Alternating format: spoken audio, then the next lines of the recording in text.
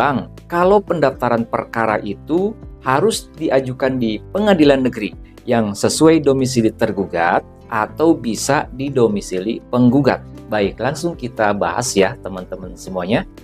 Dalam praktek persidangan di lembaga peradilan, khususnya dalam perkara perdata, itu memang diatur di dalam hukum acara perdata. Ada ketentuannya yang mengatur bagaimana mekanisme persidangan. Tata caranya seperti apa? Tahapan-tahapan persidangannya bagaimana? Baik, gini teman-teman. Dalam perkara perdata itu ada yang diajukan ke pengadilan negeri, ada juga yang diajukan ke pengadilan agama. Sekarang kita membahas perkara perdata yang diajukan ke pengadilan negeri. Secara normatif, secara teoritisnya, perkara perdata yang diajukan ke pengadilan negeri itu harus diajukan ke pengadilan negeri yang wilayah hukumnya meliputi atau mencakup tempat kediaman saat ini dari pihak tergugat. Akan tetapi, dilihat dulu perkaranya perkara apa, jenisnya perkara apa. Contoh misalkan, dalam perkara perdata seperti gugatan wan prestasi yang bermula dari suatu perjanjian, itu harus dilihat di dalam surat perjanjiannya, dalam hal terjadi sengketa, dalam hal terjadi permasalahan hukum, para pihak ini bersepakatnya perselisihan tersebut diselesaikan di pengadilan mana. Nah, biasanya di dalam surat perjanjian itu ditulis, apabila terjadi sengketa akan diselesaikan di pengadilan negeri yang berada di wilayah titik-titik, apakah Jakarta, Bandung, dan lain sebagainya. Apabila di dalam surat perjanjian penyelesaian masalahnya disepakati ditangani oleh Pengadilan Negeri Jakarta Barat, meskipun si tergugatnya saat ini beralamat di Bandung, maka gugatannya tetap harus diajukan ke Pengadilan Negeri Jakarta Barat. Kenapa? Karena mengacu kepada isi perjanjian, isi kontrak yang telah disepakati antara si penggugat dan tergugat. Nah, ilustrasinya seperti ini. Si penggugat berdomisili bertempat tinggal di Jakarta Pusat. Tergugatnya berdomisili di Kota Bandung. Antara penggugat dan tergugat dahulu pernah menyepakati suatu perjanjian, dituangkan hitam di atas putih, bahkan di bawah akta notaris.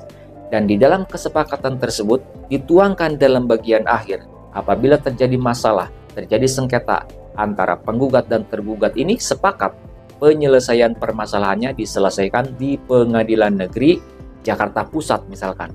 Nah, maka penyelesaiannya, gugatannya ketika terjadi sengketa harus ke Pengadilan Negeri Jakarta Pusat. Akan tetapi kalau di dalam surat perjanjian tersebut tidak tertuang kesepakatan penyelesaian sengketanya diselesaikan di pengadilan negeri mana, maka acuannya adalah pengadilan negeri yang wilayah hukumnya mencakup tempat kediaman si tergugat. Kemudian perkara selanjutnya adalah gugatan perceraian bagi yang beragama selain Islam. Gugatannya harus diajukan kemana? Tetap ke pengadilan negeri yang wilayah hukumnya berada di tempat kediaman si tergugat. Kemudian kalau objek sengketanya berupa tanah dan bangunan, itu biasanya gugatannya diajukan ke pengadilan negeri yang wilayah hukumnya meliputi di mana objek tanah dan bangunan itu berada. Saya juga pernah mengikuti dan menjadi kuasa dalam perkara ini, di mana penggugatnya berdomisili di kota Jakarta, kemudian tergugatnya berdomisili di kota Tangerang, dan objek sengketanya berupa sebidang lahan pertanian yang terletak di Kabupaten Pandeglang. Nah, penggugat mengajukan gugatannya tersebut ke Pengadilan Negeri Pandeglang dan ternyata diterima serta diputus oleh Pengadilan Negeri Pandeglang. Jadi kalau objek sengketanya berupa tanah dan bangunan itu ternyata bisa diajukan ke Pengadilan Negeri yang wilayah hukumnya meliputi tempat ataupun juga letak objek sengketa itu berada. Kemudian kalau perkaranya sifatnya permohonan, seperti misalkan permohonan pergantian nama, permohonan perubahan nama, nah, pengadilan negeri yang ditujunya adalah pengadilan negeri yang berada atau wilayah hukumnya meliputi tempat kediaman si pemohon. Sekarang perkara perdata yang diajukan ke pengadilan agama yang saya temukan mayoritas adalah gugatan perceraian, permohonan isbat nikah, gugatan warisan, gugatan harta bersama atau harta gonogini, dan ada juga sengketa ekonomi syariah yang menjadi kewenangan yang menjadi salah satu kewenangan dari pengadilan agama juga. Kalau misalkan gugatannya adalah perkara perceraian, nah itu harus dilihat yang menggugatnya siapa.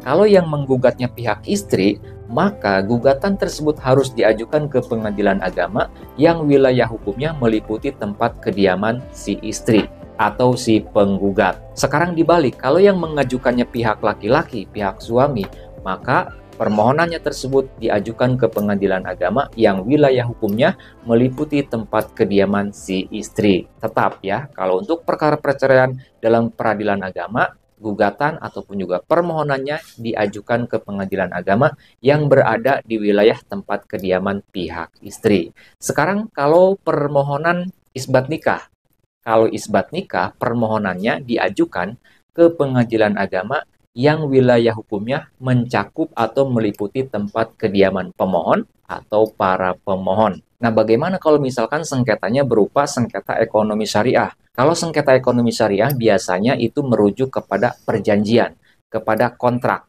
Di dalam perjanjian atau kontrak tertuang tidak. Kalau terjadi sengketa diselesaikannya di wilayah pengadilan agama mana. Nah, acuannya ke situ. Mudah-mudahan bisa menambah wawasan bagi kita semua. Apabila video ini ada gunanya, channel ini ada manfaatnya, mohon keikhlasan dari pemirsa YouTube semua untuk subscribe ke channel Pengacara Santuy. Bukan siapa-siapa, hanya lawyer Deso.